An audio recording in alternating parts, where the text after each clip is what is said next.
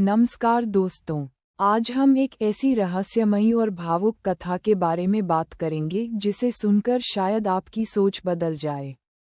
क्या आपने कभी सोचा है कि एक पिता के जीवन में पुत्री बनकर कौन आती है?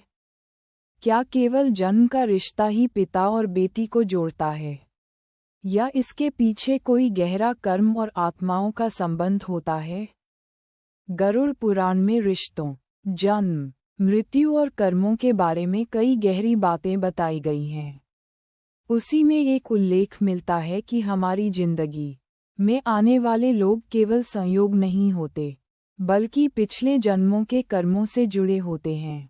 आज की इस वीडियो में हम विस्तार से जानेंगे कि गरुड़ पुराण के अनुसार पुत्री बनकर कौन जन्म लेती है। पिता और पुत्री का रिश्ता इतना विशेष क्यों माना गया है? और इसके पीछे कौन सा आध्यात्मिक रहस्य छिपा हुआ है? तो वीडियो को अंत तक जरूर देखिएगा, क्योंकि आज की जानकारी आपके दिल को छू जाएगी। पिता के जीवन में पुत्री बनकर कौन आती है? गरुड़ पुराण में बताया गया है कि पुत्री केवल एक संतान नहीं होती, बल्कि वह कई बार पिछले जन्मों से जुड़ी आत्मा होती है। ऐसा माना जाता है कि बेटी बनकर अक्सर वही आत्मा जन्म लेती है जिसका पिता के साथ पिछले जन्म का कोई अधूरा रिश्ता, प्रेम, ऋण या कर्म संबंध होता है। कभी वह आत्मा पिछले जन्म में पिता की माता हो सकती है, कभी बहन, कभी पत्नी, तो कभी कोई ऐसी आत्मा जिसने पिता के जीवन में बहुत बड़ा योगदान दिया हो। गरुड़ पुराण ये संकेत देता है कि जन्म केवल शरीर का बदलना है, आत्मा का नहीं। आत्मा अपने अधूरे कर्मों को पूरा करने और पुराने रिश्तों को निभाने के लिए बार बार जन्म लेती है। इसी कारण कई बार देखा जाता है कि एक पिता अपनी बेटी से बहुत गहरा लगाव महसूस करता है। उसे बेटी के लिए बिना किसी कारण अत्यधिक प्रेम और अपनापन महसूस होता है। ये केवल भावनात्मक रिश्ता नहीं होता, बल्कि आत्माओं का जुड़ाव होता है। गरुड़ पुराण के अनुसार अगर किसी आत्मा का किसी व्यक्ति पर प्रेम, ऋण या अधूरा संबंध रह जाता है, तो वह अगले जन्म में उसके परिवार में जन्म ले सकती है। इसलिए बेटी को कई जगह लक्ष्मी का रूप भी कहा गया है, क्योंकि वह अपने साथ प्रेम, सौभाग्य और भावनात्मक सुख लेकर आती है। बेटी को लक्ष्मी का रूप क्यों कहा जाता है? सनातन धर्म में बेटी को देवी लक्ष्मी का स्वरूप माना गया है।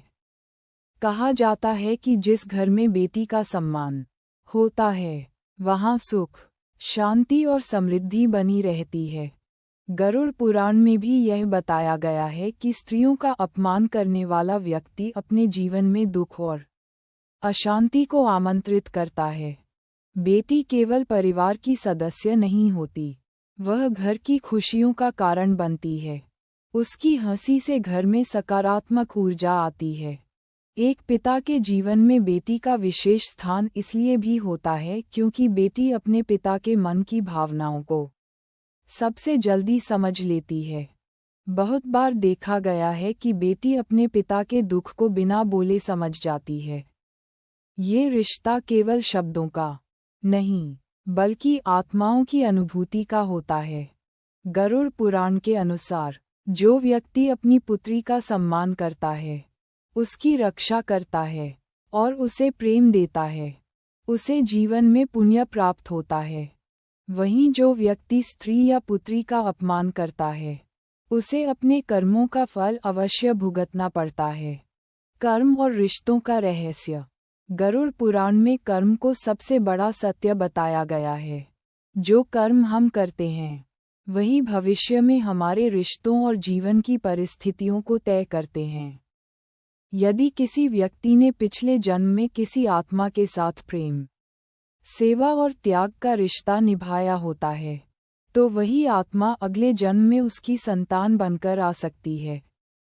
इसी तरह यदि कोई रिश्ता अधूरा रह जाए या किसी आत्मा का भावनात्मक जुड़ाव बहुत गहरा हो, तो वह आत्मा फिर से उसी परिवार में जन्म ले सकती है। इसलिए कई बार लोग कहते हैं, बेटियां भाग्य से मिलती हैं, गरुड़ पुराण के अनुसार यह बात केवल कहावत नहीं, बल्कि कर्मों का परिणाम है। पिता और पुत्री का रिश्ता त्याग, प्रेम और सुरक्षा का प्रतीक माना गया है, और शायद यही कारण है कि बेटी की विदाई के समय सबसे ज्यादा भावुक पिता ही होता है, क्योंकि आत्मा का जुड़ाव बहुत गहरा होता है।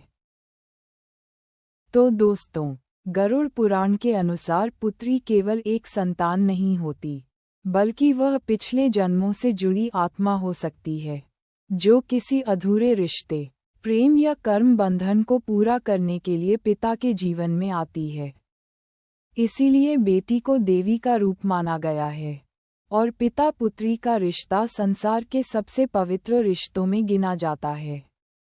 हमें हमेशा अपनी बेटियों का सम्मान करना चाहिए, उन्हें प्रेम देना चाहिए, और यह समझना चाहिए कि हर रिश्ता ईश्वर और कर्मों द्वारा तय किया गया एक विशेष बंधन है। अगर आपको ये जानकारी अच्छी लगी हो, तो वीडियो को लाइक जरूर करें, चैनल को सब्सक्राइब करें, और कमेंट में बताइए, क्या आप भी मानते हैं कि रिश्ते पिछले जन्मों से जुड़े होते हैं? मिलते हैं अगली रहस्यमयी और ज्ञानवर्धक वीडियो में। धन्यवाद।